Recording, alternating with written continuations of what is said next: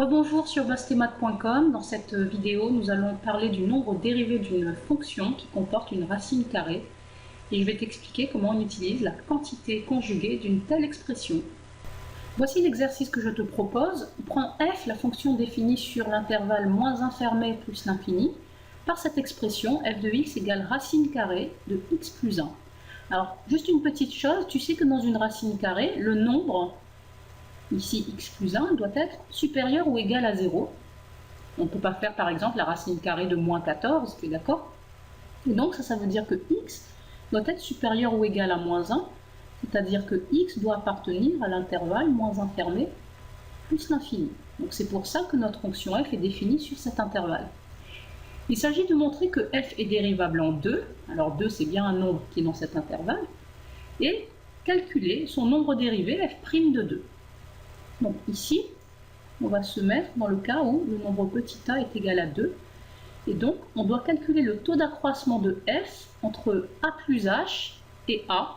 Donc il faut calculer f de 2 plus h moins f de 2, le tout sur h. Alors, eh bien on y va. Ici, le dénominateur c'est h. Pour avoir f de 2 plus h, eh bien on regarde ici f de x et on remplace x par 2 plus h. Donc ça va nous donner racine carrée de 2 plus h plus 1, moins f de 2, donc ça fait la racine carrée de 2 plus 1. Alors on arrange un petit peu tout ça. Ça fait donc la racine carrée de 2 plus 1, 3, plus h, moins la racine carrée de 3. Alors, l'idée c'est de faire la limite lorsque h tend vers 0 de ce taux d'accroissement, c'est-à-dire en gros, dans la pratique, on remplace le h par 0. Sauf que ici, tu ne vas pas pouvoir le faire puisqu'on va diviser par 0 et c'est interdit. Donc, qu'est-ce qu'on va faire avec cette quantité? Eh bien, on va multiplier en haut et en bas cette fraction par la quantité conjuguée de racine de 3 plus h moins racine de 3. Et la quantité conjuguée, en fait, c'est la même chose, mais à la place du moins, on va mettre un plus. Donc je te montre. Donc, voici ma fraction. Donc en haut, j'ai racine de 3 plus h moins racine de 3. Et en bas, j'ai h. Et je vais multiplier donc en haut le numérateur et en bas le dénominateur par la quantité conjuguée, c'est-à-dire racine de 3 plus h plus racine de 3.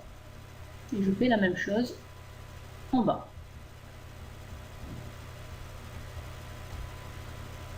Alors, quel est l'intérêt d'avoir fait cela? Eh bien, si tu observes ce qui se passe ici au numérateur, on a une expression du type a moins b facteur de a plus b. Est-ce que tu vois bien cela? Et ça, c'est une identité remarquable, c'est égal à a au carré moins b au carré. Avec le nombre a qui est cette racine carrée et le nombre b qui est racine de 3. Donc, eh bien, on va appliquer ceci. Donc a au carré, ça va nous donner racine de 3 plus h qui est au carré, moins b au carré, c'est-à-dire racine de 3 qui est au carré. Pour ce qui est du dénominateur en bas, eh bien, on le laisse tel quel et on le recopie. Comme ceci. On poursuit. La racine, quand elle est au carré, eh bien, en fait, elle s'en va. Donc il va nous rester juste 3 plus h moins la racine de 3 qui est au carré, qui va nous donner 3. Pour le dénominateur, on le recopie, tel quel. Et au final, on voit que 3 moins 3, ça s'en va. Et donc, il nous reste h sur h facteur de racine de 3 plus h plus racine de 3. Et en fait, h sur h, ça fait 1.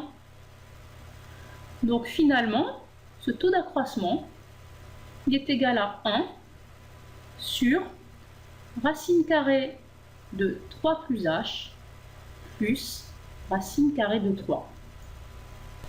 Donc maintenant, on va pouvoir passer à la limite lorsque h tend vers 0 de notre taux d'accroissement, f de 2 plus h moins f de 2 sur h. Et donc, Ceci sera égal à la limite, lorsque h tend vers 0, du résultat que l'on vient d'obtenir, à savoir 1 sur racine de 3 plus h, plus racine de 3. Et pour faire cette limite, eh bien, il suffit maintenant de remplacer h par 0. Et tu vas voir que ici, ça ne va pas du tout poser de problème. Ça va nous faire 1 sur racine de 3 plus 0, plus racine de 3. C'est-à-dire 1 sur racine de 3 plus racine de 3. Et donc, on obtient 1 sur 2 racines de 3. Donc, cette limite est un nombre réel. Et cela va nous permettre de conclure que f est bien dérivable en notre nombre petit a qui est égal à 2, et son nombre dérivé, que l'on note f' de 2, eh bien, c'est égal à la limite que l'on vient d'obtenir, c'est-à-dire 1 sur 2 racines de 3. Donc tu vois que le fait d'être passé par la quantité conjuguée pour calculer le taux d'accroissement, c'est très pratique quand on a une fonction avec une racine carrée, puisque cela nous a permis ensuite de pouvoir remplacer h par 0 pour obtenir la limite du taux d'accroissement et donc pour obtenir le nombre dérivé de f en 2.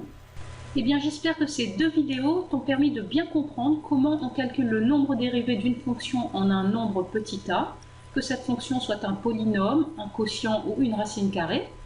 Pour t'exercer, je t'invite à aller télécharger la feuille d'exercice qui est juste en bas de cette vidéo et de vérifier tes réponses grâce à son corrigé que tu peux télécharger également. Et bien voilà, je te remercie en tout cas d'avoir visionné ces vidéos sur bossthemath.com et je te dis à très vite. Au revoir.